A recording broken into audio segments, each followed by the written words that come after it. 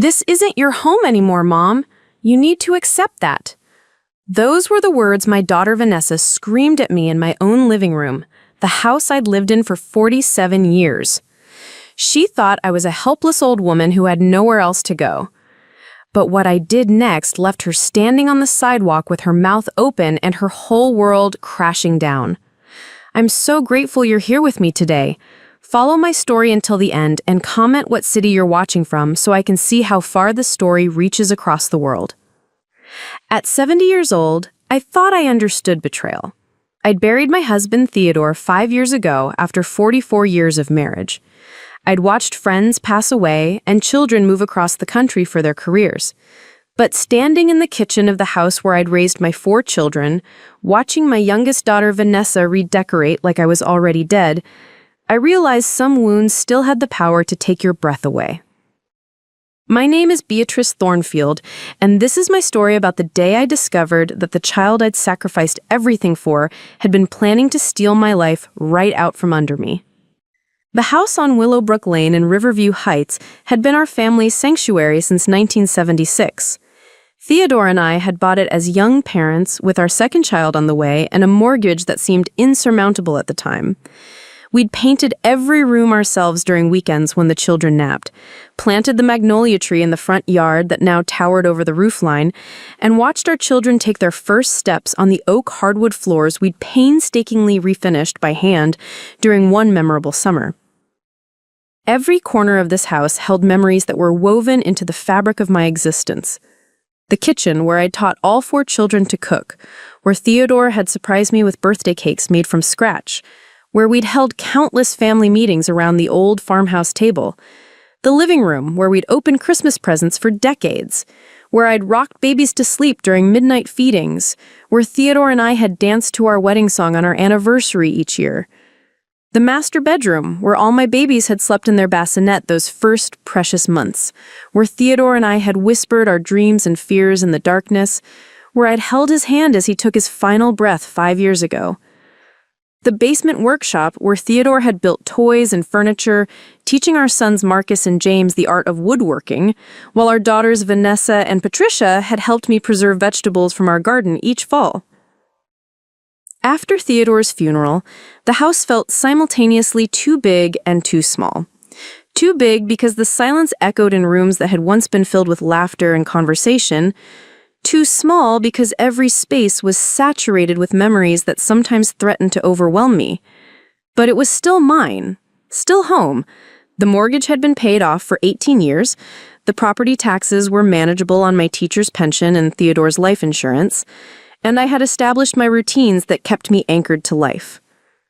Monday mornings, I would tend to my garden, the one Theodore and I had expanded year after year until it covered nearly a quarter of our backyard. Tuesday afternoons meant grocery shopping at Henderson's Market, where I'd shopped for 4 decades and where young Tommy Henderson still called me Mrs. T and asked about my children. Wednesday evenings were for my book club with my neighbor Constance and 3 other women who'd become my closest friends over the years. Thursday mornings, I volunteered at the Riverview Elementary School library, reading to first graders who reminded me of my own children at that age. Friday afternoons, I would clean house thoroughly. Saturday mornings were for errands and household projects, and Sundays were reserved for family dinners when any of my children could make the drive from their respective cities. It was a quiet life, perhaps, but it was my life. I'd earned every peaceful moment after raising 4 children largely on my own while Theodore worked long hours building his accounting practice. I'd earned the right to sit on my back porch with my morning coffee, watching the birds at the feeder Theodore had hung from the maple tree 22 years ago. I'd earned the right to sleep late on Saturdays if I wanted, to eat dinner at 5:30 or 8:30, depending on my mood, to leave dishes in the sink overnight if I was too tired to wash them. But Vanessa had other plans for my future, and she'd been laying the groundwork for months without my knowledge. It started innocuously enough. Vanessa had always been my most attentive child after Theodore's death, calling twice a week and visiting at least twice a month, despite living 2 hours away in the state capital, where her husband Bradley worked as a commercial real estate broker. She'd bring their 16-year-old daughter Sophia to visit, and we'd have lovely afternoons together. I cherished these visits, grateful that my youngest child seemed to understand how important family time had become to me in my widowhood. But looking back now, I can see that those visits weren't just about spending time with her grieving mother. They were reconnaissance missions. "Mom, this house is so beautiful," she'd say, running her hands along the crown molding in the dining room. "The craftsmanship is incredible. They don't build houses like this anymore." "How many square feet is it total?" Bradley would ask, pulling out his phone to make notes. "The lot size is impressive too. Quarter acre." Actually, it's a third of an acre, I'd respond proudly. Your father and I specifically wanted enough space for a proper garden and for you children to have room to play. They'd exchange glances that I didn't understand at the time, glances that now seem loaded with significance. Have you ever had the house appraised, Mom? Vanessa asked during one visit about 6 months after Theodore's funeral. Just for insurance purposes, you want to make sure you're adequately covered. The insurance company requires an appraisal every few years, I'd told her. It was done just before your father passed. Why do you ask? Oh, no reason. Just making sure you're protected. This neighborhood has really appreciated in value over the years. I should have paid more attention to these seemingly innocent questions, should have noticed how Bradley would walk through the house during their visits with the calculating gaze of someone assessing value, rather than admiring a family home. Should have wondered why Vanessa started taking photos of every room, claiming she wanted to remember how beautiful the house looked for a scrapbook she was making. The first real warning sign came 8 months ago, during what I thought was just another family dinner. Vanessa had brought a bottle of wine, an expensive vintage that she said was a gift from Bradley's company. We'd had a lovely meal, and I was feeling relaxed and grateful for my daughter's attention when she brought up the subject that would haunt me for months to come. Mom, Bradley and I have been talking, and we're a little concerned about you living here alone, she said, refilling my wine glass even though I'd barely touched the first serving. It's such a big house for one person. I've been living here alone for almost a year now. I'm managing perfectly well. But are you, really? She pulled out her phone and showed me a series of photographs. Look at this guttering situation, and this crack in the front walkway. The paint on the north side of the house is starting to peel. I looked at the photos confused. When did you take these? Last week when I was here.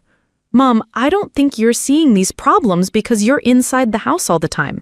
But from the outside, it's clear that maintenance is becoming an issue. The photos showed minor cosmetic issues that come with any house that's nearly 50 years old. A small section of guttering that had pulled slightly away from the roof line during the last big storm, a hairline crack in the concrete walkway that had been there for 15 years, paint that was perhaps due for refreshing, but was hardly in critical condition. These are normal maintenance items, Vanessa, nothing that can be handled with a phone call to a handyman. But that's exactly the point, Mom. You shouldn't have to worry about handymen and contractors and all these maintenance issues. Wouldn't it be nice to live somewhere where someone else handles all of that for you? That was the first time she mentioned the concept that would become her obsession, moving me out of my home and into what she euphemistically called a more suitable living situation. I've been researching some wonderful senior living communities, she continued, pulling out a folder I hadn't noticed she'd brought with her. Look at this place, Sunset Gardens. It's beautiful, Mom. Restaurant-style dining, housekeeping services, organized activities, transportation to shopping and medical appointments. You'd have your own apartment, but with all the benefits of community living. I flipped through the glossy brochures she'd handed me, looking at photos of smiling elderly people playing cards, doing water aerobics, and eating meals in an elegant dining room. It looked pleasant enough, but it wasn't home. I'm sure it's very nice for people who want that kind of lifestyle, I said carefully, but I'm happy here. This is my home. But Mom, what happens if you fall down the stairs? What if you have a medical emergency and no one finds you for days? What if the house becomes too much for you to maintain properly?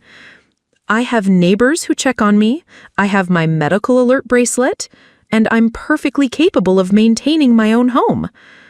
But are you, though? The question hung in the air with more weight than seemed appropriate. Because honestly, Mom, some of us have been noticing things. What things?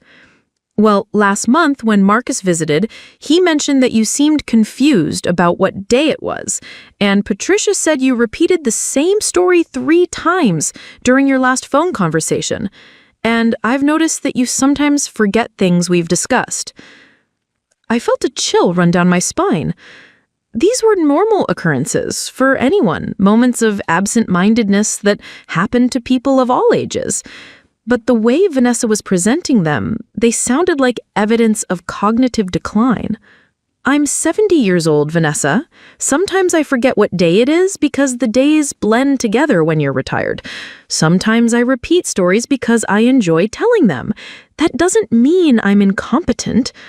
Of course not. No one is saying you're incompetent. We're just saying that maybe it's time to consider options that would give you more support and less responsibility. That conversation planted a seed of doubt that grew in the weeks that followed. Vanessa began calling more frequently, always with questions that seemed designed to test my memory or my judgment. She'd ask if I remembered conversations we'd had, if I'd paid certain bills, if I'd kept appointments with my doctor. When I'd answer correctly, she'd seem almost disappointed. She also began showing up unannounced more often, always with an excuse about being in the neighborhood or wanting to check on something in the house. She'd walk through the rooms with a critical eye, pointing out dust on surfaces I'd missed, light bulbs that needed changing, or organizational issues in my closets. Mom, when was the last time you cleaned out this pantry? She asked during one impromptu visit, standing in my kitchen with her hands on her hips. Some of these canned goods are expired. I cleaned it out 3 months ago, I replied. Those cans are only a few months past their expiration date. Canned goods are safe for years after the printed date. But what if you accidentally eat something spoiled? What if you get food poisoning? At your age, that could be really dangerous. She made it sound like I was teetering on the edge of disaster, that every mundane aspect of independent living was a potential catastrophe waiting to happen. And slowly, insidiously, I began to doubt myself. Maybe I was missing things. Maybe the house was becoming too much for me. Maybe my children could see problems that I was blind to. The campaign intensified 3 months ago when Vanessa started bringing reinforcements to our family gatherings. Bradley would arrive with his measuring tape and his real estate knowledge, walking through the house and commenting on everything from the condition of the hardwood floors to the efficiency of the heating system. "This boiler's probably original to the house," he said during one visit, standing in my basement and shaking his head. "These old systems are incredibly inefficient. Your heating costs must be astronomical." "They're perfectly reasonable," I replied. "Theodore maintained the system religiously, and I have it serviced every year." "But think about how much you could save with a modern system. Of course, it would cost thousands to upgrade, and at your age, you'd never recoup the investment." He had a way of making every aspect of my homeownership sound like a burden or a mistake, every maintenance issue sound like an insurmountable problem, every expense sound unreasonable for someone in my situation. Sophia, my 16-year-old granddaughter, was recruited into the campaign as well. During visits, she'd make comments that sounded innocent but carried undertones that made me uncomfortable. "Grandma B, don't you get lonely in this big house all by yourself? I'd be scared to live alone in a place this big. Wouldn't it be fun to live somewhere with lots of other people to talk to? Like a sleepover that never ends. Some of those senior communities have game rooms and moving aids and everything." Even my own granddaughter was being used as a weapon in their campaign to convince me that my life needed to be completely reorganized according to their vision of what was appropriate for a woman my age. But the most insidious part of their strategy was how they'd already begun making themselves at home in my house, acting as though my eventual departure was a foregone conclusion, and they were simply managing the transition. Vanessa had started rearranging furniture to make the space more functional and easier for you to navigate safely, Mom. She'd moved my favorite reading chair away from the window where I'd sat for 20 years, claiming the lighting was bad for my eyes. She'd reorganized my kitchen cabinets to make things more accessible, but really to suit her own preferences for where things should be stored. Bradley had begun storing boxes of files from his real estate office in my basement, claiming it was just temporary while they renovated their home office. But the boxes had been there for months, and more kept appearing with each visit. They'd started keeping spare clothes in my guest room closet, toiletries in my guest room bathroom, and non-perishable food items in my pantry. Bit by bit, my house was being colonized by their possessions while they simultaneously argued that it was too much space for me to manage alone. The breaking point came 2 weeks ago, on a Tuesday morning that started like any other. I was having my coffee on the back porch, reading the newspaper and watching the Cardinals at the bird feeder, when I heard the familiar sound of car doors slamming in my driveway. But when I looked toward the front of the house, I saw not just Vanessa's silver SUV, but 2 other vehicles as well. I walked to the front door to find Vanessa, Bradley, and a woman I didn't recognize standing on my porch. The stranger was wearing a navy blue blazer and carrying a leather portfolio, her smile professionally warm but impersonal. "Mom, I hope you don't mind that we're a little early," Vanessa said, letting herself into my house without waiting for an invitation. "I wanted to introduce you to someone special." The stranger extended her hand with practiced efficiency. "Mrs. Thornfield, I'm Rebecca Martinez from Golden Years Living Solutions. I'm so pleased to meet you. Vanessa has told me so much about you." I shook her hand automatically while my mind tried to process what was happening. I'm sorry, I don't understand. I wasn't expecting any visitors today."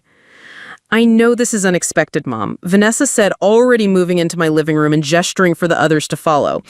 "But Rebecca had a cancellation this morning, and I thought it would be perfect timing for her to tell you about some of the wonderful options available to you." "What decisions?" I asked, feeling like I'd walked into the middle of a conversation that had been going on without me.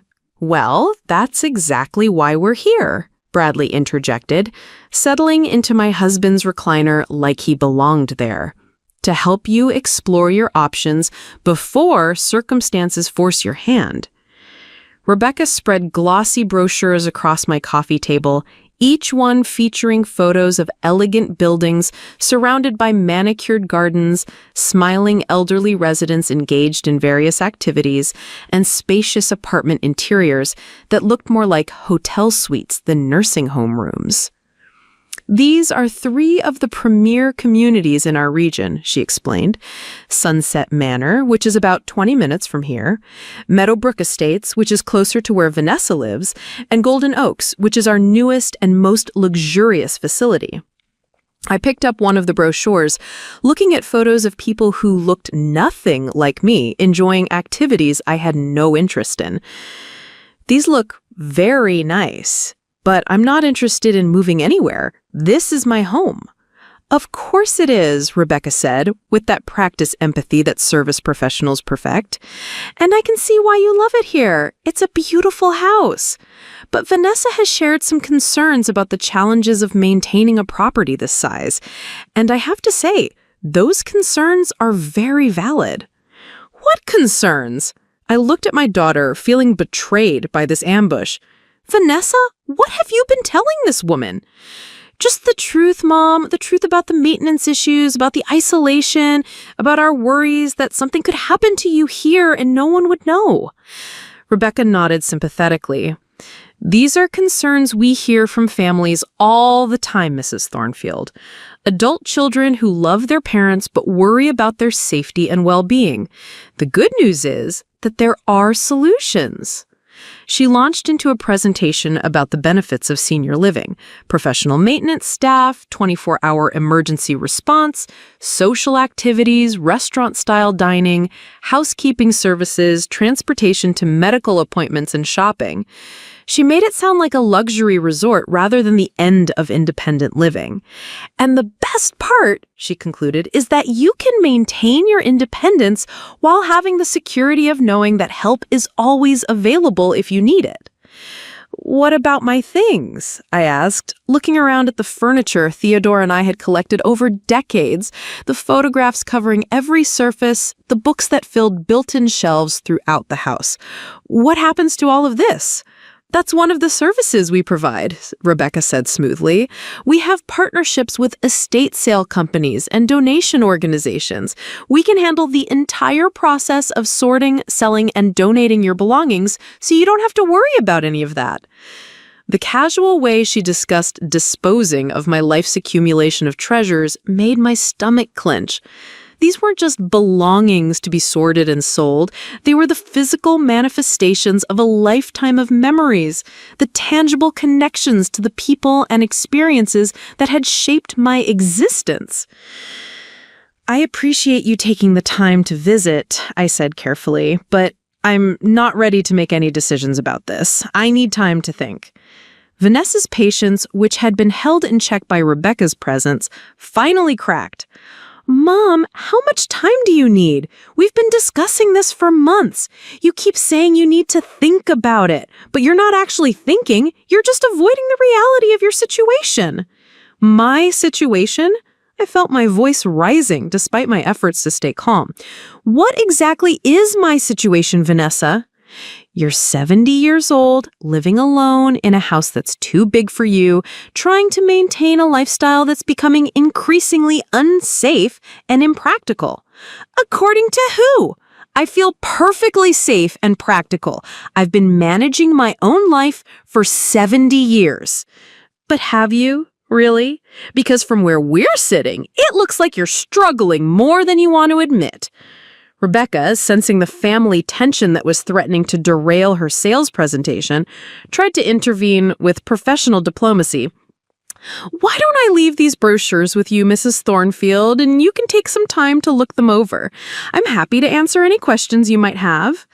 But the damage was done. The facade of a caring family conversation had cracked, revealing the underlying agenda that had been driving these visits for months. After Rebecca left, promising to follow up in a few days, I found myself alone with Vanessa and Bradley in the living room where I'd raised my children, and the conversation that followed would shatter what remained of my trust in my youngest daughter. Mom, we need to be honest with each other, Vanessa began, her voice taking on the tone she'd used as a teenager when she was trying to convince me she was mature enough for some privilege she wanted. This house is becoming a problem. How is my house a problem? It's not just the house, Mom. It's everything. The maintenance, the isolation, the way you're starting to slip a little bit. Slip how? Bradley cleared his throat, pulling out his phone. Dorothy, we've been keeping track of some incidents that concern us. The fact that he'd been keeping track of anything about my behavior sent a chill down my spine. But I listened as he read from his notes. 3 weeks ago, you called Vanessa twice in one day asking the same question about Marcus's work schedule. 2 weeks ago, you forgot that Patricia was coming to visit and weren't here when she arrived. Last week, you left your car running for over an hour after you came home from the grocery store.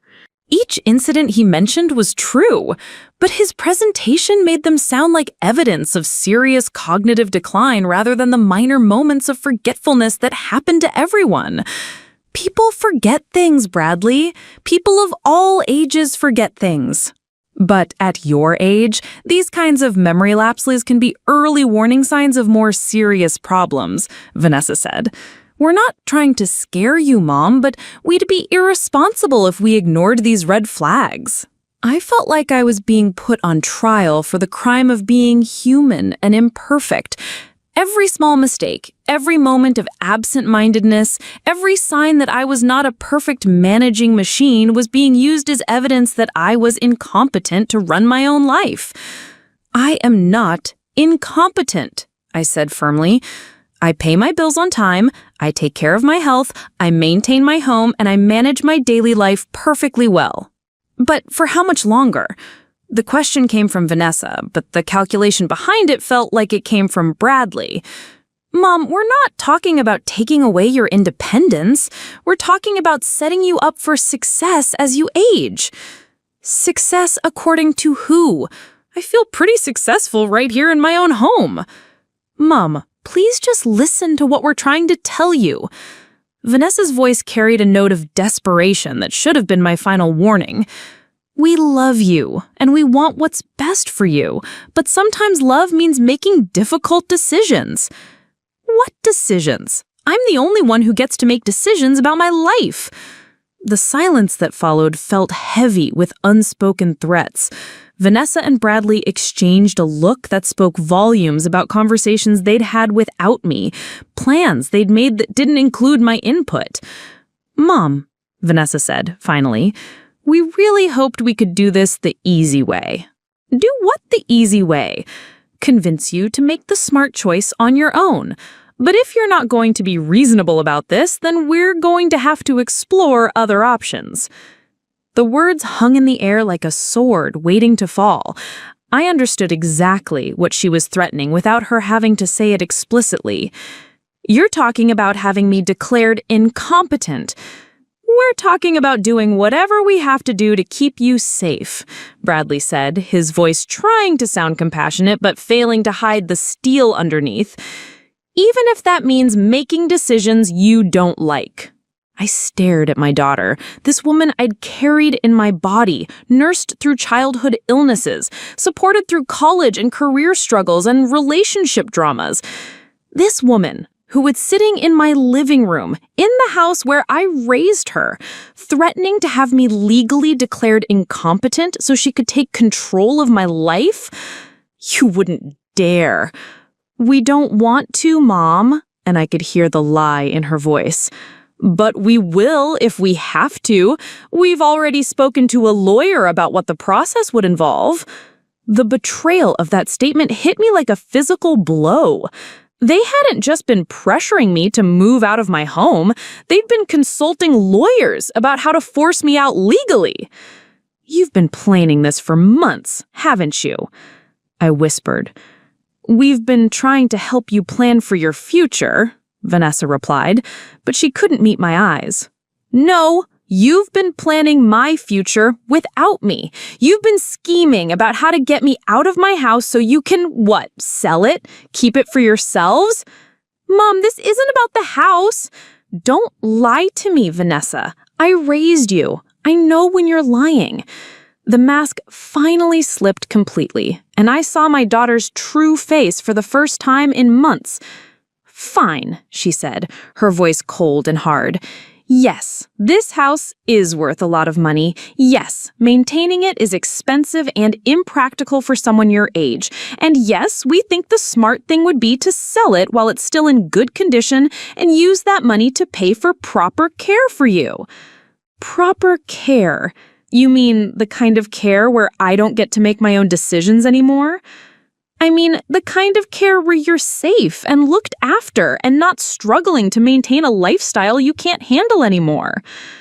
I stood up slowly, feeling every one of my 70 years in my bones, but also feeling something else, something harder and more determined than I'd felt in months. Get out of my house. Mom, get out of my house. The words came from somewhere deep inside me, somewhere that had been pushed too far and was finally pushing back. They gathered their things with the wounded air of people who felt they were being unfairly attacked for trying to help, but I could see the calculation in their eyes, the wheels turning as they considered their next move. You have 2 weeks to think about this, Mom. After that, we start making decisions for you. As I watched their car pull out of my driveway, I realized that my daughter wasn't trying to help me transition to the next phase of my life. She was trying to steal the life I had left. But Vanessa had made one crucial mistake in her calculations.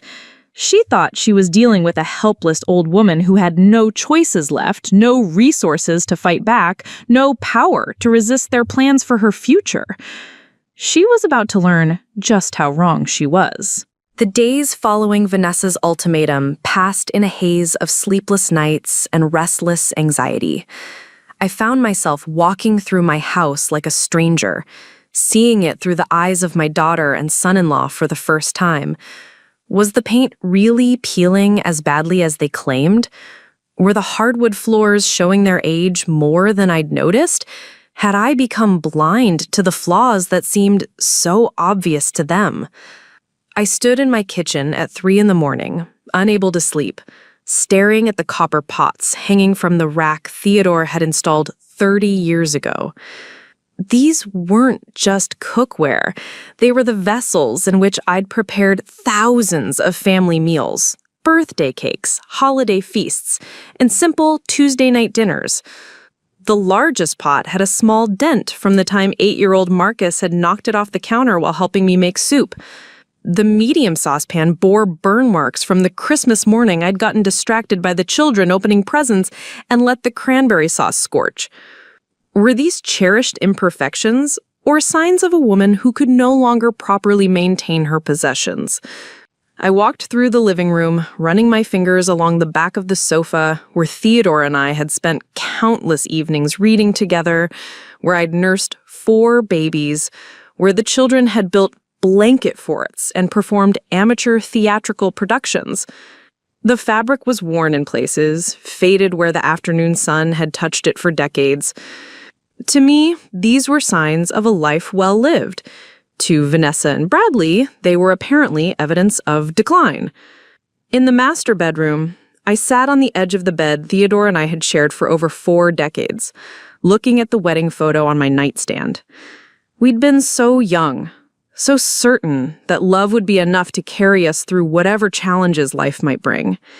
Theodore had promised to love and cherish me until death parted us, and he'd kept that promise. But he'd never promised to protect me from our own children. The sunrise found me in the garden, my hands deep in the soil of the raised beds Theodore had built when arthritis made ground-level gardening difficult for me. The tomatoes were coming along beautifully, the herbs were thriving, and the flower beds were a riot of color that attracted butterflies and hummingbirds throughout the summer. This garden represented 20 years of careful cultivation, soil improvement, and seasonal planning. According to Vanessa's logic, I should abandon all of this to move into a sterile apartment where someone else would decide what I could grow, if anything. My neighbor Constance found me there at 7:30, weeding with the desperate intensity of someone trying to lose herself in familiar routines. "Beatrice, honey, you're out early this morning," she called from her back porch where she was collecting her newspaper. At 74, Constance moved more slowly than she once had, but her mind remained sharp, and her friendship invaluable. "Couldn't sleep," I admitted, sitting back on my heels and wiping sweat from my forehead with the back of my gardening glove. Constance made her way across the yard that separated our properties, moving carefully but determinedly. We'd been neighbors for 38 years, had raised our children together, had supported each other through illnesses, deaths, divorces, and every other crisis that life could deliver. "Want to talk about what's keeping you awake?" she asked, settling onto the garden bench Theodore had built near the back fence. I'd been dreading this conversation, knowing that Constance would see through any attempt to minimize what was happening. But I also desperately needed someone to talk to, someone who knew me well enough to see beyond the narrative Vanessa was constructing about my declining capabilities. Vanessa wants me to move out of the house. She thinks I can't handle living here anymore. Constance was quiet for a long moment, absorbing this information. "And what do you think?" "I think my daughter has convinced herself that I'm incompetent so she can feel better about stealing my home." The words came out more harshly than I had intended, but once they were spoken, I realized they contained more truth than I'd been willing to admit even to myself. Constance studied my face with the careful attention of someone who'd known me for nearly 40 years. "Tell me what's been happening," she asked. So I did. I told her about the months of increasingly frequent visits, the criticism disguised as concern, the way Vanessa and Bradley had begun treating my house like their personal storage facility. I described the ambush with Rebecca Martinez, the threats about legal action, and the ultimatum that hung over my head like a sword. When I finished, Constance was quiet for several minutes, her expression thoughtful and troubled. "Beatrice, in all the years I've known you, have I ever seen you struggle to manage your home or your life?" "No," I said without hesitation. "Have you ever given me cause to worry about your safety or your judgment?" "No." "Have you ever shown signs of the kind of cognitive decline that would justify someone else making decisions about your living situation?" "No." My voice was stronger now, more certain. "Then what we're talking about isn't concern for your welfare," Constance said firmly. "What we're talking about is something else entirely." That evening, I found myself doing something I hadn't done in months. I called my other children. Marcus lived 4 hours away in the university town where he worked as a chemistry professor. James had moved to California after college and worked in software development. Patricia lived 3 hours north with her husband and 2 teenage children. I started with Marcus, my eldest, the child who'd always been most like Theodore in his thoughtful, analytical approach to problems. "Mom, how are you doing?" His voice carried genuine warmth and concern when he answered the phone. "I was just thinking about you." "I'm fine, sweetheart, but I wanted to talk to you about something. Have you been discussing my living situation with Vanessa?" There was a pause. "She's mentioned that she's worried about you living alone in such a big house. Why? What exactly has she told you?" Another pause, longer this time. "Mom, is everything okay? You sound upset."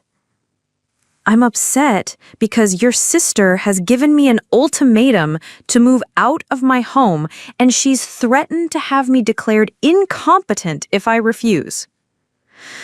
The silence that followed was so complete, I thought the call might have dropped.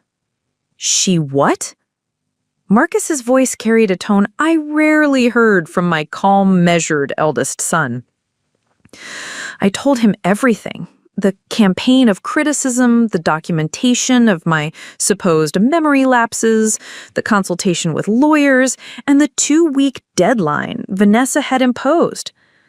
"Mom, this is insane," Marcus said when I finished.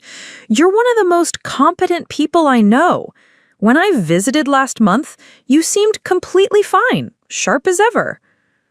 "According to Vanessa, you told her I seemed confused about what day it was?" "What? No, absolutely not. We talked about how much you were enjoying retirement, how beautiful your garden looked, how well you were managing everything on your own. I specifically remember thinking how impressive it was that you were thriving so well without Dad." Relief flooded through me so powerfully that I had to sit down. "She told me you were concerned about my memory." "That's a complete lie, Mom. I've never expressed any concerns about your memory or your ability to live independently. If anything, I've been amazed by how well you've adapted to being on your own." My conversation with James yielded similar results. Not only had he never expressed concerns about my competency, but he was outraged to learn what Vanessa had been telling me. "Mom, this is financial elder abuse. That's what it's called when family members manipulate elderly relatives to gain control of their assets. You need to protect yourself." Patricia was equally supportive and equally horrified by what she was hearing. "Beatrice, I told Vanessa just last month how proud I was of how independently you were living. I specifically said you were an inspiration for how I wanted to age when my time came." She's been completely misrepresenting what all of us have said. Armed with this validation from my other children, I felt something I hadn't experienced in months: righteous anger. Vanessa hadn't just been pressuring me to make a decision I didn't want to make. She'd been systematically lying to me about my other children's concerns, manufacturing a false consensus about my declining abilities, and manipulating me with fabricated evidence of my incompetence. But my anger was tempered by a deeper sadness. This was my youngest child, the daughter who'd been closest to me throughout her life, the child I'd worried about most because she'd always seemed more vulnerable than her siblings. The realization that she was capable of such calculated deception felt like a death. The death of the daughter I thought I knew. The next morning brought an unexpected visitor. I was having my coffee on the back porch when I heard the doorbell ring. Through the front window, I could see a silver luxury sedan in my driveway, expensive enough that it looked out of place in my middle-class neighborhood. The woman at my door was perhaps 60, impeccably dressed in a tailored suit that probably cost more than my monthly pension check. Her silver hair was styled in a sophisticated bob, her makeup professionally applied, and her smile carried the practiced warmth of someone accustomed to dealing with delicate situations. "Mrs. Thornfield, I'm Eleanor Ashford from Ashford Estate Management. I was hoping I could have a few minutes of your time to discuss some opportunities that might interest you." "I'm sorry, but I'm not interested in whatever you're selling." "Oh, I'm not selling anything, Mrs. Thornfield. I'm here because I understand that you may be considering some changes to your living situation, and I wanted to discuss some options that your daughter might not have mentioned." The mention of Vanessa made my stomach clench. "How do you know my daughter?" "May I come in? This is a rather delicate matter to discuss on your doorstep." Against my better judgment, I invited Eleanor Ashford into my living room, where she settled onto my sofa with the confidence of someone who was comfortable in expensive surroundings. "Mrs. Thornfield, I understand that your family has been encouraging you to consider senior living options." "How could you possibly know that?" Eleanor smiled with what seemed like genuine sympathy. "Because your son-in-law Bradley contacted our firm about managing the sale of your property. He indicated that you'd be moving to assisted living in the near future and that the family was looking for professional estate management services." The room seemed to tilt around me. "He did what?" I have to say, Mrs. Thornfield, when I drove up and saw your beautiful home, and when I met you just now, I was surprised. Bradley made it sound like you were in failing health and desperate to liquidate your assets. You seem perfectly competent to make your own decisions about your living situation. I felt like I was drowning. They contacted you about selling my house? Not just selling it, Mrs. Thornfield. They wanted us to handle what they called a complete estate liquidation. Selling the house, disposing of the contents, managing all the financial aspects of transitioning you to care. It's a comprehensive service we provide for families dealing with elderly relatives who can no longer manage their own affairs. But I'm managing my affairs perfectly well. That's exactly what I thought when I met you, which is why I'm here unofficially, Mrs. Thornfield. What your family is proposing isn't appropriate for someone in your situation, and I felt you should know what was being discussed behind your back. The betrayal was so complete, so stunning in its scope, that I couldn't immediately process it. Not only had Vanessa and Bradley been planning to force me out of my home, they'd already been making arrangements for its sale and the disposal of my possessions. "How long ago did they contact you?" I managed to ask. "About 6 weeks ago. They said they expected the transition to happen within the next month or two, and they wanted to have everything in place so the process could move quickly once you agreed to the move." 6 weeks ago. Long before the ultimatum, long before the consultation with Rebecca Martinez, long before they'd even told me directly that they thought I should move. They'd been planning this for months, treating my agreement as a foregone conclusion while lying to my face about their intentions. Mrs. Thornfield, I have to ask, do you want to sell your house and move to assisted living? Absolutely not. Eleanor nodded as if this confirmed what she'd suspected. Then you should know that your family has no legal right to force this decision on you. Unless you've been declared incompetent by a court, which would require medical evidence of cognitive impairment, no one can make these choices for you. They've threatened to start competency proceedings. Based on what evidence? Have you been diagnosed with dementia? Are you unable to manage your finances? Are you a danger to yourself or others? No, no, and no. Then they're bluffing, Mrs. Thornfield. Competency proceedings requires substantial medical evidence. A few instances of forgetfulness or minor home maintenance issues aren't grounds for having someone declared incompetent. For the first time in weeks, I felt like I could breathe fully. They've been documenting things they claim show I'm declining, forgetting conversations, leaving my car running, that sort of thing. Eleanor's expression hardened. Mrs. Thornfield, I've been in this business for 20 years. I've seen families who genuinely need help managing a loved one's decline, and I've seen families who are more interested in managing a loved one's assets. Based on what I'm hearing, your situation sounds more like the latter. After Eleanor left, promising to call me if Bradley contacted her firm again, I sat in my living room feeling like I was seeing my life from a completely different perspective. The house that Vanessa claimed was too much for me to maintain looked exactly the same as it had that morning, but now I saw it through the eyes of someone who understood its value, not just its financial worth. Though Eleanor had mentioned that properties in my neighborhood were selling for far more than I'd realized, but its value as the foundation of my independence and dignity. That afternoon, I did something I hadn't done since Theodore's death. I called a lawyer. Margaret Chen had handled Theodore's estate planning and had been our family attorney for 15 years. She was perhaps my age, a small woman with steel gray hair and a no-nonsense manner that had always made me feel confident in her advice. "Beatrice, it's so good to hear from you. How are you managing? I'm being threatened by my own daughter, and I need to understand my rights." Margaret's tone shifted immediately to professional alertness. "Tell me what's happening." I gave her the full story, from the months of pressure to the ultimatum to the discovery that Vanessa and Bradley had already been making arrangements for the sale of my property.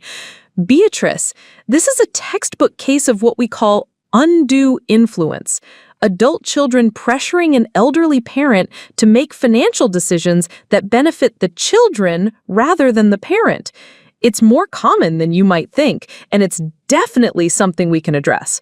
What are my options?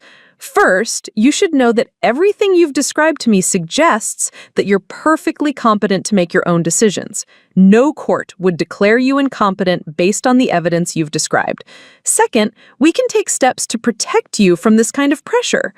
What kind of steps? We can draft new estate planning documents that make your wishes crystal clear. We can establish protections that prevent anyone from accessing your finances without your explicit consent. And if necessary, we can pursue legal action against anyone who attempts to coerce you into making decisions you don't want to make. For the first time in weeks, I felt like I had some power in this situation. I want to do all of that. I'll have my secretary schedule an appointment for you to come in next week. But Beatrice, I want you to be very careful in the meantime. Don't sign anything, don't agree to anything, and don't let anyone pressure you into making decisions while you're feeling overwhelmed."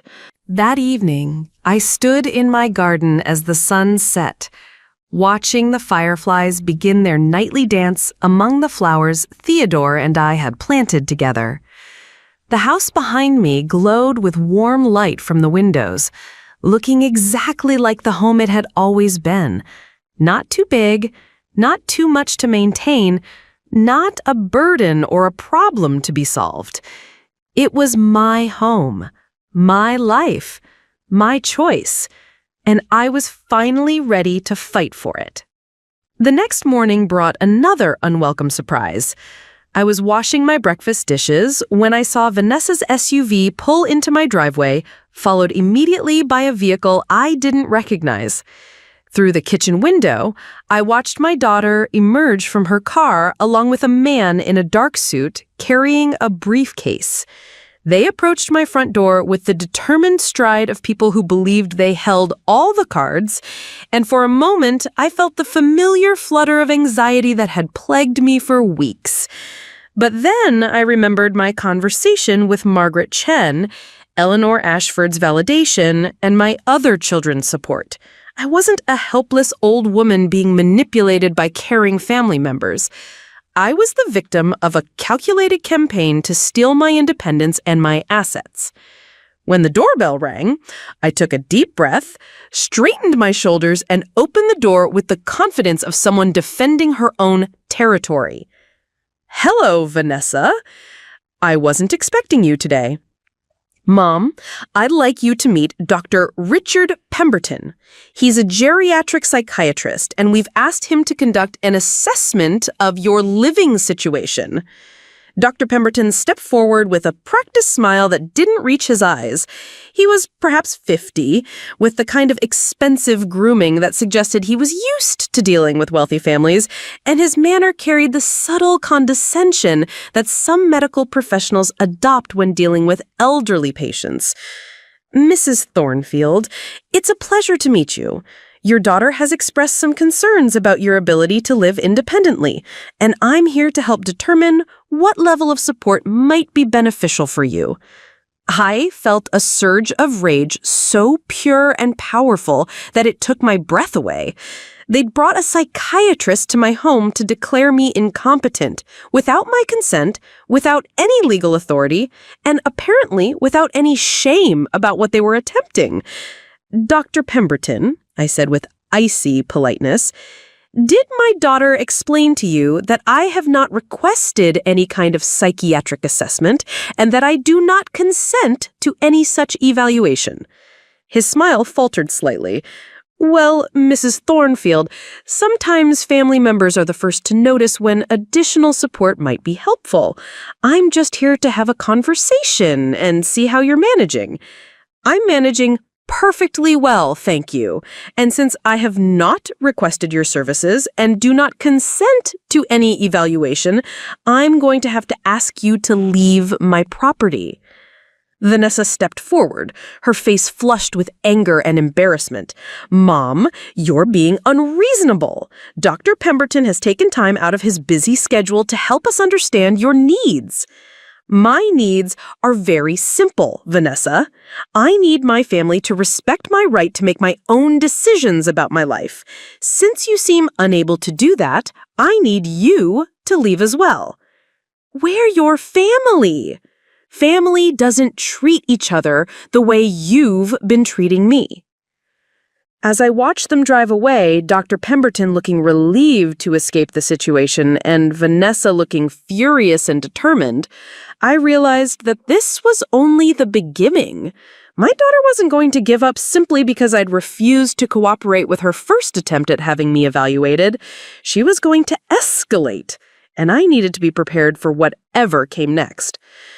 I spent the rest of the day on the phone with Margaret Chen, describing the morning's events and discussing strategies for protecting myself from further harassment. "Beatrice, what they attempted today was completely inappropriate. Bringing a psychiatrist to conduct an involuntary evaluation has no legal standing whatsoever, but it tells us that they're serious about pursuing this, and we need to be serious about protecting you. What can we do?" Several things. First, I'm going to draft a letter to your daughter and son-in-law making it clear that any further attempts to harass you or interfere with your decision-making will result in legal action. Second, we're going to establish clear documentation of your competency and your wishes regarding your living situation. Third, we're going to make sure that all your financial accounts and legal documents are structured in a way that prevents anyone from accessing them without your explicit consent. That evening, as I sat on my back porch watching the stars emerge in the darkening sky, I thought about the conversation Theodore and I had had just a few months before his death. He'd been worried about leaving me alone, concerned about how I'd manage the house and the finances and all the responsibilities we'd shared for so many years. "You're stronger than you think, Bea," he'd told me, using the nickname only he had ever called me. "You've been taking care of everyone else for so long that you've forgotten how capable you are on your own." I'd thought he was just trying to comfort me, to ease his own worries about dying before me. But sitting there in the garden we'd built together, in the house we'd filled with love and laughter and the chaos of raising 4 children, I realized he'd been right. I was stronger than I'd thought. and I was about to prove it to everyone who'd underestimated me, starting with my own daughter. The phone rang as I was getting ready for bed, and I saw Sophia's name on the caller ID. My 16-year-old granddaughter had never called me directly before. All our conversations had been filtered through Vanessa. "Grandma Bia?" Her voice sounded small and uncertain. "Hello, sweetheart. It's late for you to be calling." "I know, but I wanted to talk to you without Mom listening. Grandma, is it true that you're sick?" My heart clenched. "What has your mother told you?"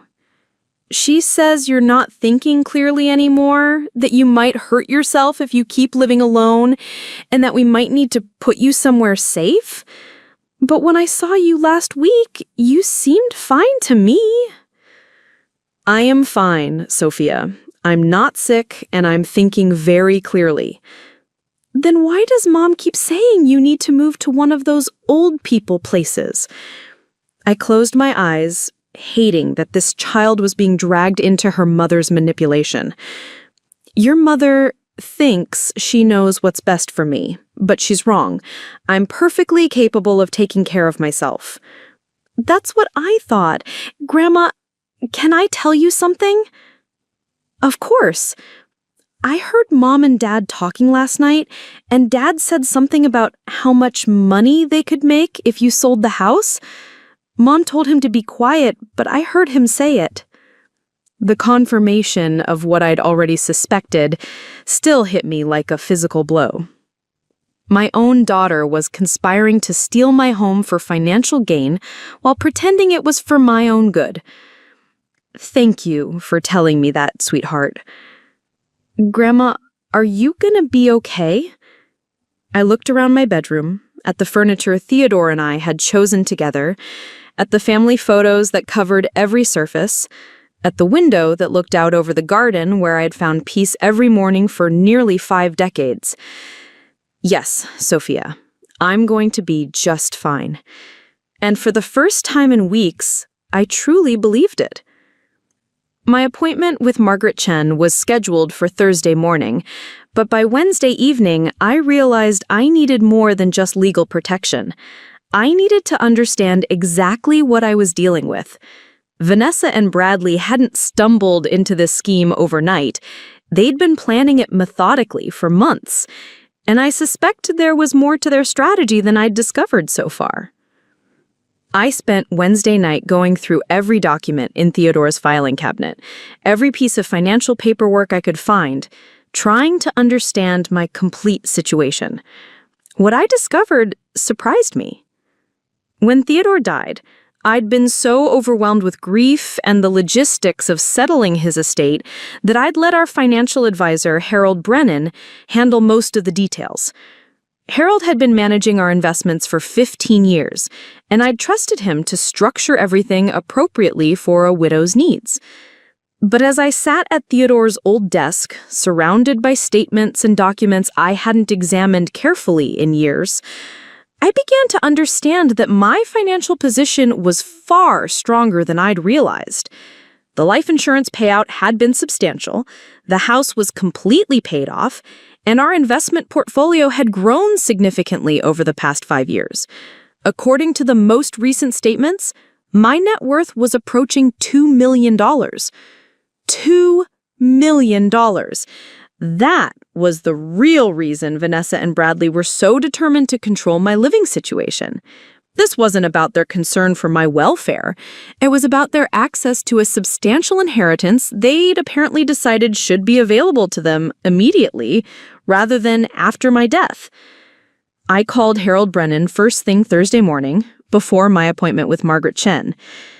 "Harold, what a pleasant surprise. How are you managing? I hope you're not worrying about the accounts. Everything is performing very well." "Harold, I need to ask you something, and I need you to be completely honest with me. Has anyone else been asking about my finances?" Has anyone from my family contacted you about my accounts, my investments, or my financial situation? Another pause, longer this time.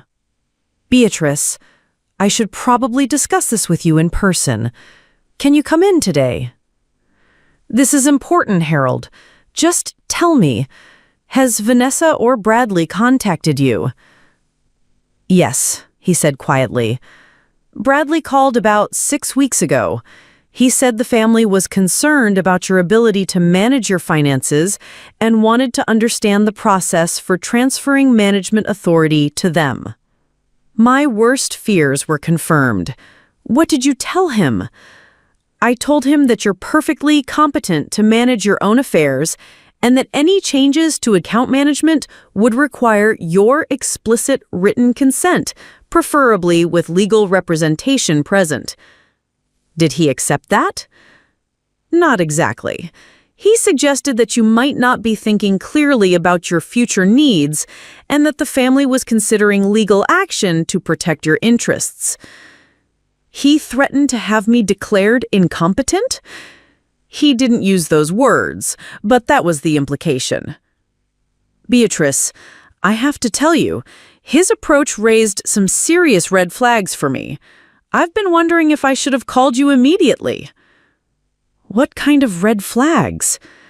He seemed more interested in accessing your assets than in protecting them.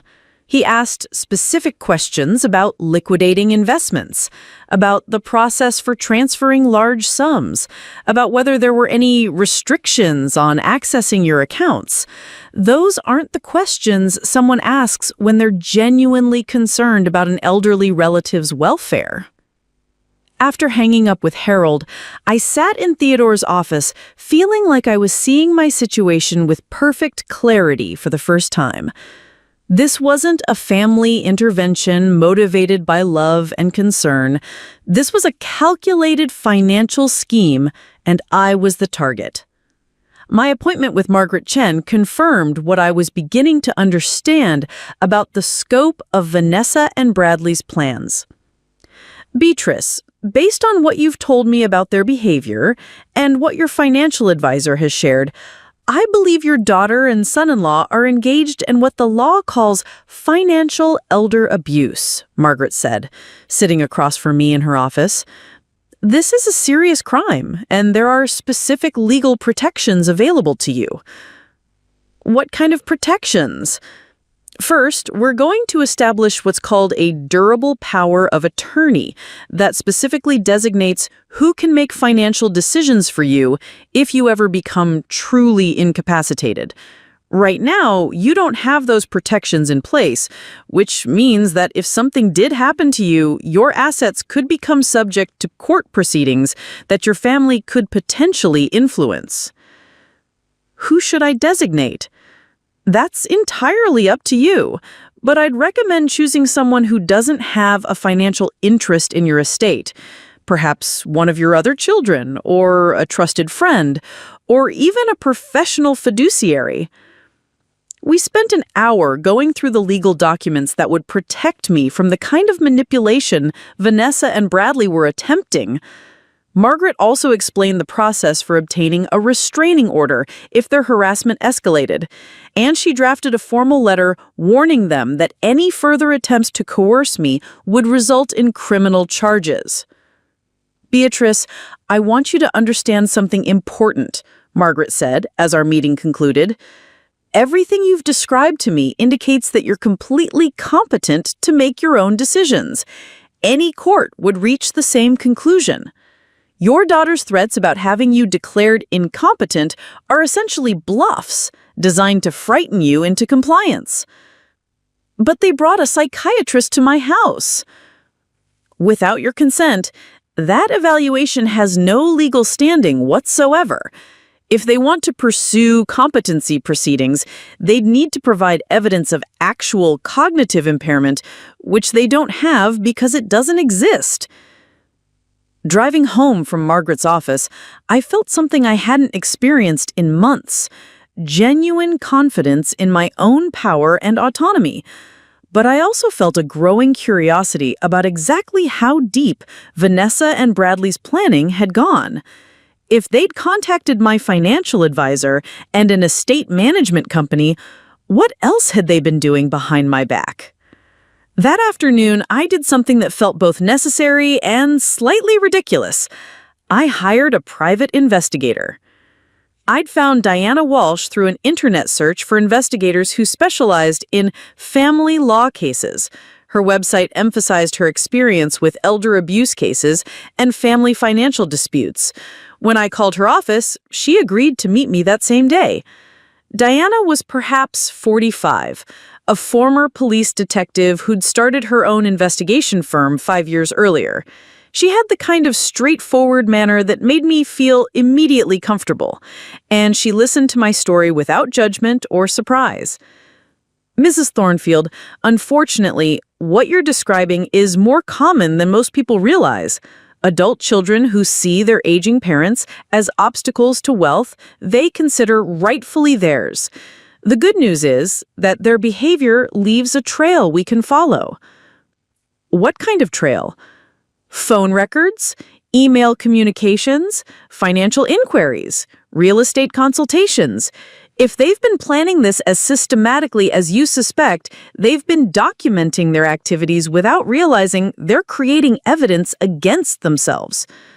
Diana's investigation began immediately.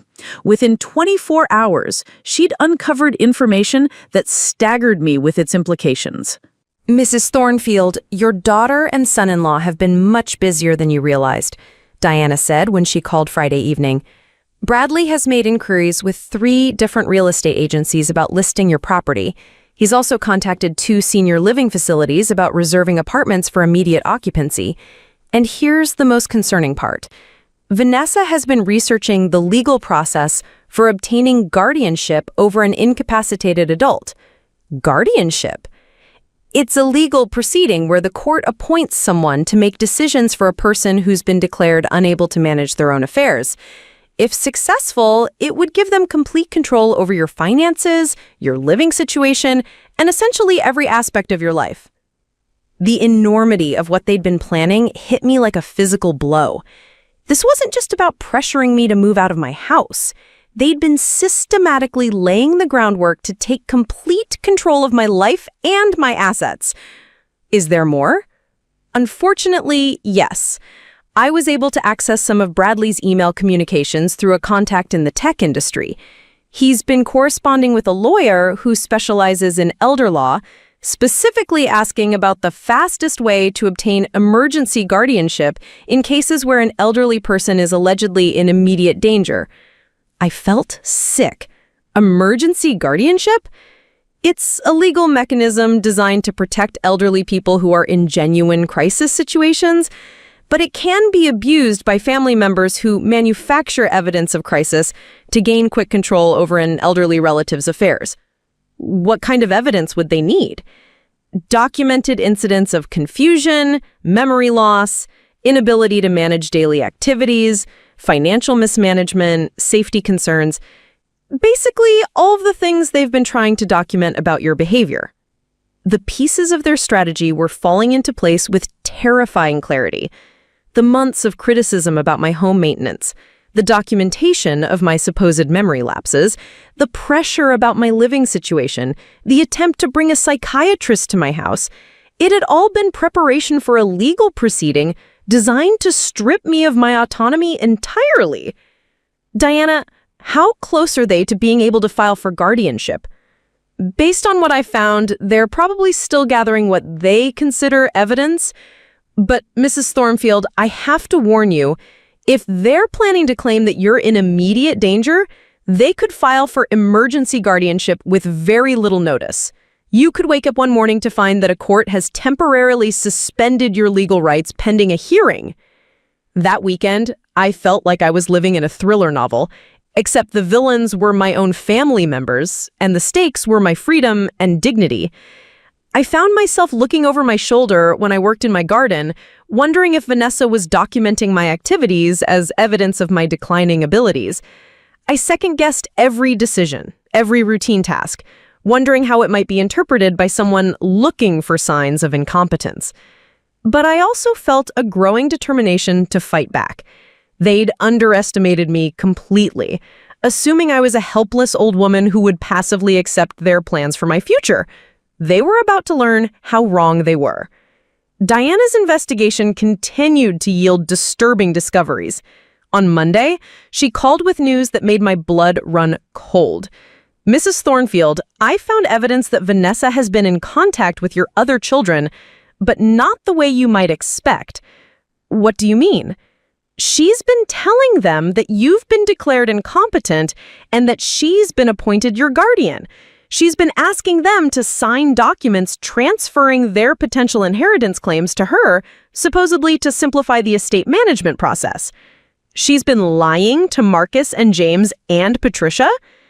"It appears so. She told Marcus that you'd been diagnosed with early-stage dementia and that you'd agreed to have her handle your affairs. She told James that you'd been hospitalized after a fall and that the doctors recommended immediate placement in memory care." The scope of Vanessa's deception was breathtaking. She hadn't just been manipulating me, she'd been systematically lying to my other children to isolate me and position herself as my sole caretaker and heir. Have any of them signed anything? Not yet, according to the communications I've seen. But Marcus apparently expressed willingness to defer to Vanessa's judgment about your care, and Patricia seemed concerned enough about your supposed hospitalization to offer financial help with medical expenses. I felt a mixture of relief that my children hadn't betrayed me and fury that they'd been lied to so systematically. Vanessa hadn't just been stealing my autonomy, she'd been poisoning my relationships with my other children based on fabricated crises and fictional medical diagnoses. That evening, I called each of my children to tell them the truth about what their sister had been telling them. Marcus was the first to understand the full implications. "Mom, this is fraud. She's been lying to all of us to manipulate our response to her actions. We need to document everything and possibly pursue criminal charges." James, always the tech-savvy problem solver, offered to help gather electronic evidence of Vanessa's deceptions. "Mom, if she's been communicating these lies through email or text messages, we can preserve those communications as evidence." Patricia was perhaps the most heartbroken by the revelations. "I can't believe Vanessa would lie about something so serious. I was ready to fly out immediately when she told me you'd been hospitalized." By the end of that week, Diana's investigation had uncovered what amounted to a comprehensive conspiracy. Vanessa and Bradley had been planning this takeover for nearly a year, systematically laying groundwork for legal proceedings that would give them complete control over my life and assets. They'd lied to my other children, misrepresented my condition to medical and legal professionals, made unauthorized inquiries about my finances, and begun making arrangements for the disposal of my property and possessions. But Diana had also uncovered something else, something that would prove to be the key to everything that happened next. "Mrs. Thornfield, I need to ask you about your late husband's business relationships," Diana said during our Friday meeting. "Did Theodore ever mention a partnership agreement or business investment involving Bradley?" "Not that I recall. Why?" "Because I found some interesting financial connections between Bradley's real estate business and some investments that were made during the last year of your husband's life." Diana spread out a series of documents on her desk, financial records that meant nothing to me but clearly meant something significant to her. It appears that Theodore invested a substantial sum in one of Bradley's real estate development projects about 6 months before he died. The investment was structured as a loan, with specific repayment terms. How substantial? $250,000, with repayment due 18 months after Theodore's death. According to these documents, that deadline was 3 months ago. I stared at the papers, trying to process what she was telling me. "You're saying Bradley owes me money?" "I'm saying Bradley owes you money, Mrs. Thornfield, a substantial amount of money that's now past due, plus accumulated interest and penalties." The final piece of the puzzle fell into place with stunning clarity. Bradley's desperate urgency to gain control over my finances wasn't just about accessing my assets for their benefit. It was about preventing me from discovering that he owed me money he couldn't repay. "How much does he owe me now?" Diana consulted her notes. "With interest and penalties, approximately $320,000.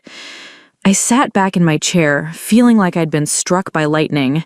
Not only had my daughter and son-in-law been planning to steal my independence and my assets, but they'd already stolen money from Theodore's estate, and their entire scheme was motivated by the need to cover up that theft. Diana, this changes everything, doesn't it? Yes, Mrs. Thornfield, it changes everything.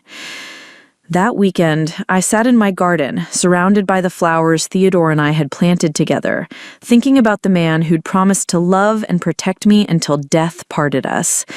Even in death, he was still protecting me through investments and legal documents that revealed the truth about the people who were trying to steal our life's work. But I was no longer thinking defensively about how to protect myself from Vanessa and Bradley's scheme. I was thinking offensively about how to turn their own greed and deception against them. They'd made one crucial mistake in all their careful planning. They assumed I was a helpless old woman who would passively accept their version of reality about my capabilities and my future. They were about to discover that they'd been planning to steal from someone much more formidable than they'd realized. And unlike their scheme, my response was going to be completely legal. Margaret Chen's reaction to Diana's discoveries was immediate and decisive. "Beatrice, we're no longer just defending you against harassment and manipulation," she said when I brought her the evidence of Bradley's debt. "We're now in a position to take offensive action against people who have defrauded you and are attempting to cover up that fraud through elder abuse." What are our options? Several. We can demand immediate repayment of the loan, plus interest and penalties. We can file a lien against Bradley's business assets.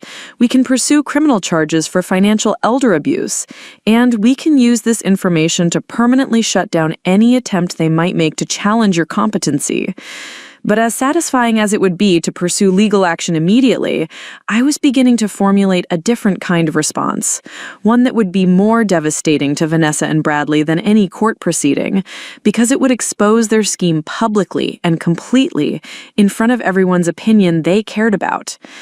"Margaret, before we file any legal actions, I want to try something else first. What do you have in mind?" I looked out her office window at the city where I'd lived for 70 years, where I'd raised my children and built my life with Theodore, where people knew me as a competent, intelligent woman who'd earned respect through decades of community involvement. I want to give them exactly what they've been asking for. I want to call their bluff. And for the first time since this nightmare began, I was actually looking forward to my next conversation with my daughter. My plan was elegant in its simplicity. I would invite Vanessa and Bradley to a family dinner at my house, ostensibly to discuss my decision about moving to assisted living. I would let them believe they'd finally worn me down, that I was ready to capitulate to their demands, and then, in front of witnesses they'd never expect, I would reveal everything I'd discovered about their scheme. But first, I needed to set the stage perfectly. I called Vanessa on Monday morning, using the defeated tone I'd perfected over the past few weeks of their harassment. "Vanessa, I've been thinking about everything you and Bradley have said about my living situation," I began, injecting just the right amount of weariness into my voice. "Maybe you're right. Maybe it is time for me to consider making some changes." The relief in her voice was palpable. "Oh, Mom, I'm so glad you're finally being reasonable about this. I know it's hard, but you'll see that this is really for the best. I'd like to have everyone over for dinner this Sunday, a proper family gathering so we can discuss the details and make sure I understand all my options." "That sounds perfect. Should I invite Dr. Pemberton again? He could help explain the benefits of transitional care." "No, I think I'd prefer to keep this just family for now. But I would like all my children to be here. I'll call Marcus and James and Patricia myself." "Mom, I'm not sure you need to involve everyone else in this decision. It might just complicate things unnecessarily." "Vanessa, if I'm going to be making major changes to my life, I want my whole family to understand what's happening and why. Surely you can understand that." She agreed, though I could hear the reluctance in her voice. She and Bradley had been working hard to isolate me from my other children, and the last thing they wanted was Marcus, James, and Patricia asking inconvenient questions about their version of events. My next calls were to my other children, and these conversations were entirely different. Marcus, I need you to come to dinner on Sunday, and I need you to trust me when I tell you that it's going to be an evening none of us will ever forget. Mom, what are you planning? I'm planning to end this situation permanently, but I need all of you here as witnesses. Marcus didn't hesitate. I'll be there. Do you need me to bring anything? Just your father's old video camera. I want everything that happens on Sunday to be recorded. I made similar calls to James and Patricia, and by Friday evening, all the pieces were in place for what I was privately calling the reckoning. But I wasn't finished setting the stage. On Wednesday, I made 3 more calls that would prove crucial to the evening's events. The first was to Harold Brennan, my financial advisor. Harold, I'm going to need you to do something unusual for me this Sunday evening. I need you to come to my house for a family meeting about my finances. Beatrice, is everything all right? Everything is about to be much better than all right. I'm going to need you to bring complete documentation of my financial position, including the outstanding loan to Bradley Morrison. Are you planning to confront them about the debt? I'm planning to do much more than that. My second call was to Eleanor Ashford, the estate management specialist who'd warned me about Bradley's inquiries. Mrs. Ashford, you mentioned that my son-in-law had contacted you about managing the sale of my property and possessions. Yes, he seemed quite confident that you'd be transitioning to care soon. I'd like you to come to my house this Sunday evening to discuss his proposal in detail, in front of my entire family. Mrs. Thornfield, are you sure that's wise? This could be quite confrontational. That's exactly what I'm hoping for. My third call was to Diana Walsh, my private investigator. Diana, I'm going to need you to present your findings to my family this Sunday. All of them. I want everyone to understand exactly what Vanessa and Bradley have been planning. Mrs. Thornfield, are you sure you want to handle it this way?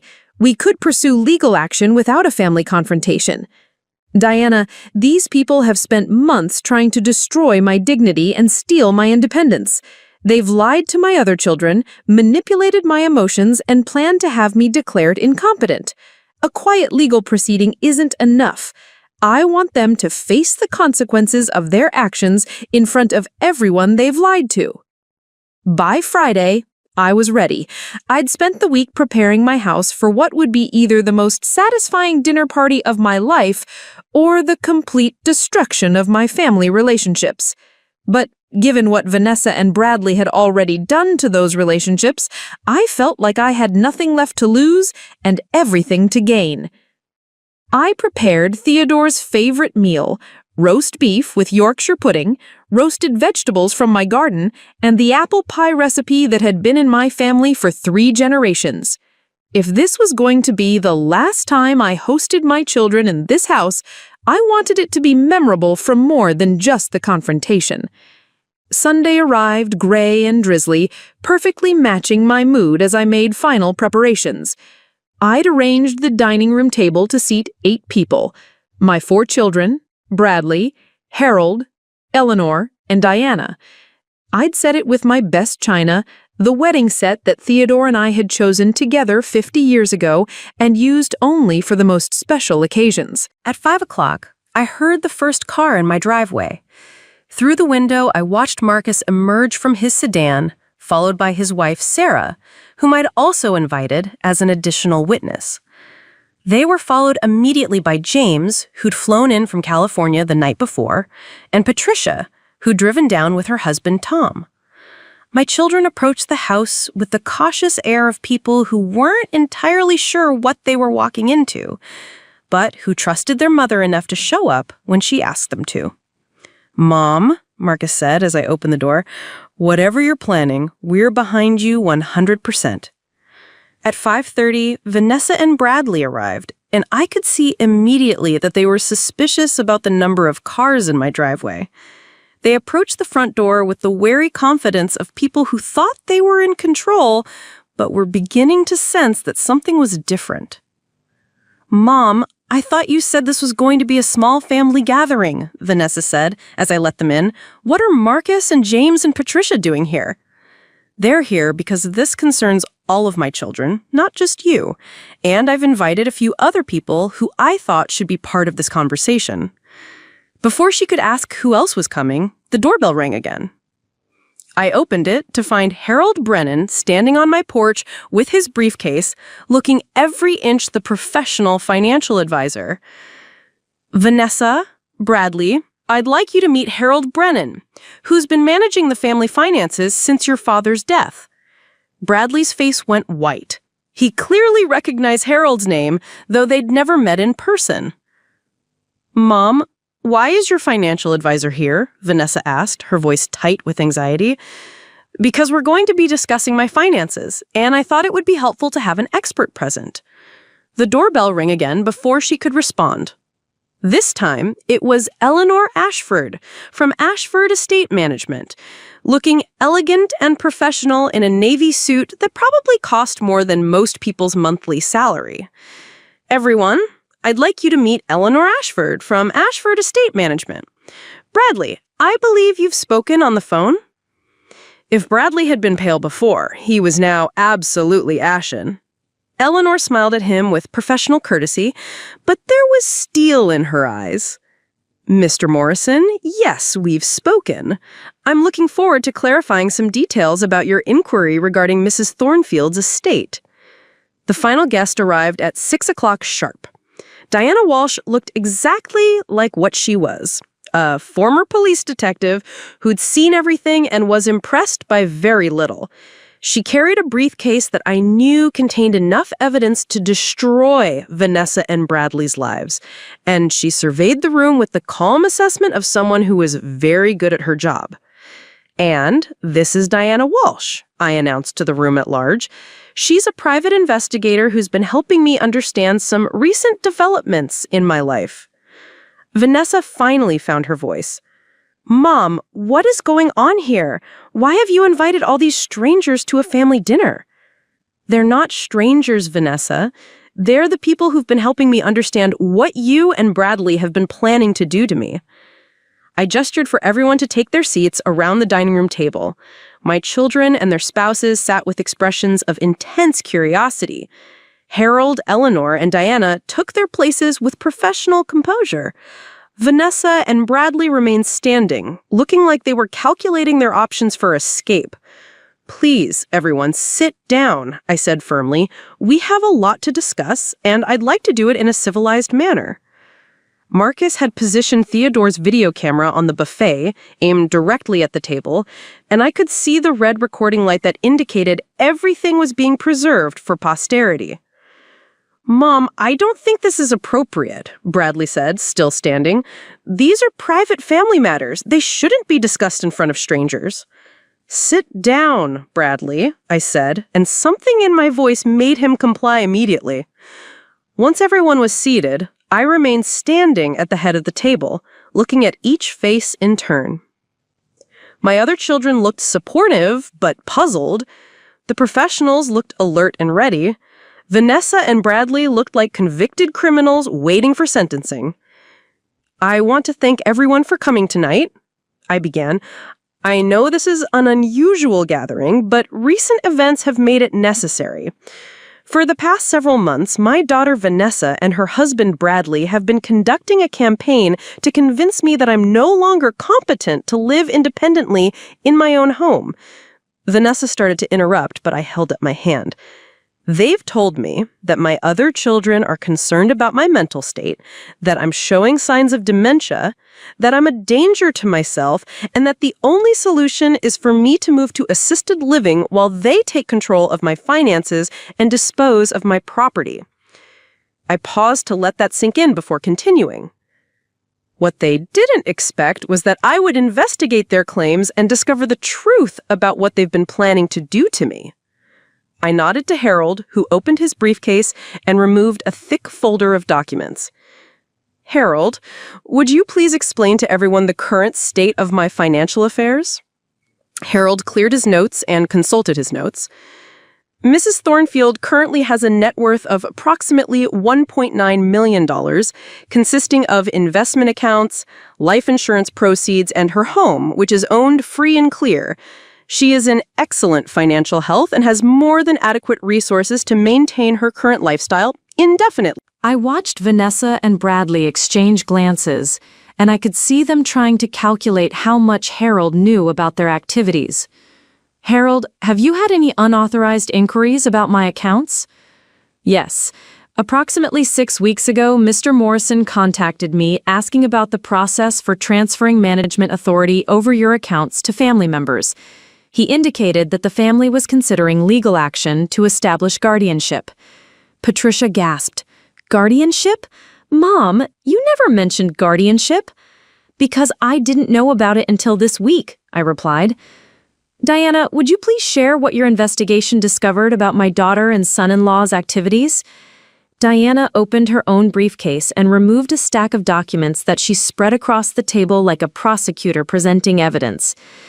Over the past year, Mrs. Morrison and Mr. Morrison have engaged in systematic preparation for what appears to be financial elder abuse. She began in the calm, factual tone of someone who testified in court many times. They have contacted multiple real estate agencies about listing this property, reserved apartments at senior living facilities, researched emergency guardianship procedures, and made false statements to family members about Mrs. Thornfield's medical condition. James leaned forward, his face dark with anger. What kind of false statements? Mrs. Morrison told your brother Marcus that your mother had been diagnosed with early-stage dementia. She told you that your mother had been hospitalized after a fall and needed immediate memory care. She told Patricia that your mother had agreed to guardianship proceedings and was asking for financial help with medical expenses. The room erupted in outraged voices as my children turned to stare at Vanessa, who was now visibly trembling. You told us Mom was sick? Marcus demanded. You made us think she was dying? You lied about her being in the hospital, James added, his voice rising. Patricia was crying. I was ready to fly out here immediately. I was terrified that something terrible had happened to her. Let me finish, Diana said firmly, and the room fell silent. In addition to these deceptions, Mr. Morrison has made specific inquiries about liquidating Mrs. Thornfield's assets and has prepared documentation for emergency guardianship proceedings that would give them complete control over her finances and living situation. She paused and looked directly at Bradley. Mr. Morrison, would you like to explain to the family why you've been so eager to gain control over your mother-in-law's finances? Bradley's face was now gray and sweat was beading on his forehead. I don't know what you're talking about. Really? Diana consulted her notes. Then perhaps you can explain the status of the loan Mrs. Thornfield's late husband made to your real estate company 18 months ago. The silence that followed was so complete I could hear the clock ticking in the kitchen. What loan? Vanessa whispered. Harold opened another folder. 6 months before his death, Theodore Thornfield loaned $250,000 to Bradley Morrison's company for a real estate development project. The loan was due for repayment 3 months ago. With accumulated interest and penalties, the current amount owed is $320,000. I watched my daughter's face as she processed this information, saw the exact moment when she understood that her husband had been lying to her just as systematically as they'd been lying to everyone else. Bradley, she said quietly, is this true? I can explain, began, but I cut him off. No, Bradley, you can't explain, because there is no explanation that justifies what you've done. You borrowed money from my dying husband, money you knew you couldn't repay, and when the loan came due, instead of admitting your failure or asking for more time, you decided to steal my independence and my assets to cover your debt. I turned to Vanessa, feeling a mixture of fury and heartbreak that threatened to overwhelm me. And you, Vanessa, were so eager to help him that you were willing to destroy your relationship with your siblings? Lie about my health, and plan to have me declared incompetent? All to help your husband steal money from your own family? Mom, I didn't know about the loan, Vanessa said desperately. I thought we were trying to help you. Help me? I laughed, but there was no humor in it. By lying to your siblings about my health? By documenting my every mistake to use as evidence against me? By bringing psychiatrists to my home without my consent? By making arrangements to sell my house and dispose of my possessions without my knowledge? Eleanor Ashford spoke for the first time since being introduced. Mrs. Morrison, your husband contacted my firm 6 weeks ago to arrange what he called complete estate liquidation services. He expected the process to begin within a month and seemed quite confident that Mrs. Thornfield would be transitioning to care whether she wanted to or not. The room fell silent again as the full scope of their planning became clear to everyone present. Mom, said Marcus quietly, this is criminal. They need to be prosecuted. Actually, I said, reaching into my own briefcase, that's not going to be necessary. I removed a stack of legal documents that Margaret Chen had prepared for me and placed them on the table. Because Bradley and Vanessa are going to make this right, starting tonight, I spread out the papers so everyone could see them. These are legal documents that will resolve the situation permanently. The first document is a formal demand for immediate repayment of the loan, plus interest and penalties. The second is a restraining order that prohibits Bradley and Vanessa from contacting me, visiting my property, or making any inquiries about my finances or medical condition. Bradley found his voice. I don't have $320,000. I know you don't. That's why the third document is an agreement for you to transfer ownership of your business assets to me in lieu of cash payment. You can't do this. Actually, I can. You signed a loan agreement with my husband that included specific remedies for default. Taking possession of your business assets is one of those remedies. I turned to Vanessa, who was staring at the documents with horror. And you, Vanessa, are going to sign a statement acknowledging that you lied about my medical condition, that you attempted to manipulate your siblings, and that you participated in a scheme to defraud me. This statement will be filed with the district attorney's office and will prevent you from ever again claiming that I'm incompetent. Mom, please, Vanessa whispered. I'm your daughter. You were my daughter, I replied. The daughter I raised would never have done what you've done. I don't know who you are anymore. I looked around the table at the faces of my family and the professionals who'd helped me uncover the truth. I want everyone here to understand something very clearly. I am 70 years old, I am in excellent health, I am perfectly competent to make my own decisions, and I will be living in this house for as long as I choose. Anyone who attempts to interfere with my autonomy will face immediate legal consequences. Bradley was studying the legal documents with the desperate attention of someone looking for an escape that didn't exist. What happens if we refuse to sign these? Diana answered before I could. Then, Mrs. Thornfield files criminal charges for financial elder abuse, fraud, and conspiracy. Based on the evidence I've gathered, you'd both be looking at significant prison time. And, Harold added, I would be required to report the loan default to the appropriate authorities, which would result in immediate foreclosure proceedings against your business. And, Eleanor concluded, I would be obligated to report your attempt to arrange fraudulent estate sales to the state attorney general's office. Bradley looked at Vanessa, who was crying silently into her hands. How long do we have to decide? You don't, I said firmly. You sign these documents tonight, or I make the phone calls tomorrow morning. The signing took 20 minutes. Bradley's hand shook as he transferred ownership of his business assets to satisfy the debt. Vanessa's tears fell onto the paper as she signed her confession and the agreement to stay away from me permanently. When it was finished, I looked at my youngest daughter for what I knew would be the last time. Vanessa, I want you to understand something. I would have given you anything you needed if you'd simply asked. If Bradley was in financial trouble, if you needed help with Sophia's college expenses, if you wanted a down payment for a bigger house, anything, all you had to do was be honest with me. Mom, But instead, you chose to lie, manipulate, and scheme. You were willing to destroy my dignity and steal my independence for money. and that's something I can never forgive. After they left, my other children and I sat in the living room, emotionally drained but relieved. The professionals had departed with their signed documents and assurances that the legal proceedings would move forward smoothly. "Mom," Patricia said, "I'm so sorry we didn't see what was happening sooner." "You couldn't have known. They were very careful to lie to each of you individually, and I was too embarrassed to tell you what was really going on." Marcus was rewinding the video camera. "Mom, I have to ask, what are you going to do now?" I looked around the living room where I'd raised my children, at the family photos that covered every surface, at the furniture Theodore and I had chosen together. "I'm going to live my life exactly the way I want to live it. I'm going to work in my garden, read my books, have dinner with my friends, and enjoy my independence. And I'm going to do it all right here in my own home." "What about Vanessa and Bradley's business?" "I'm going to sell it and donate the proceeds to an organization that fights elder abuse. Theodore's money is going to help other people in my situation, people whose families are trying to steal their dignity."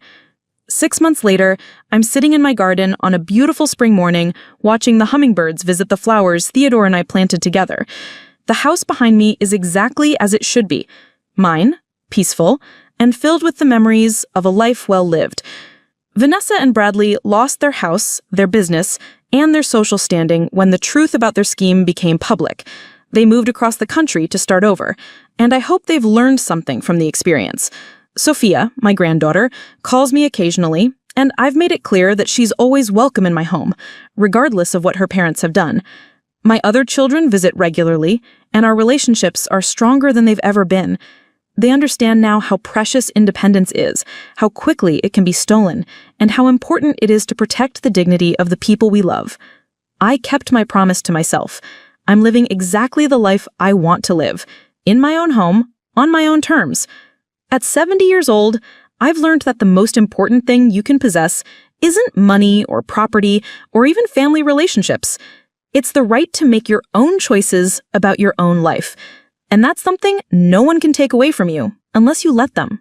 I never let them. Now, I want to hear from you.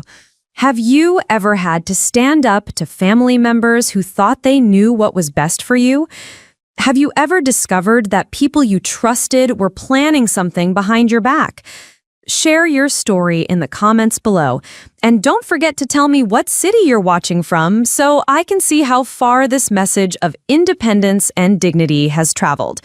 Because sometimes the people who try to control your life learn that you're much stronger than they ever imagined.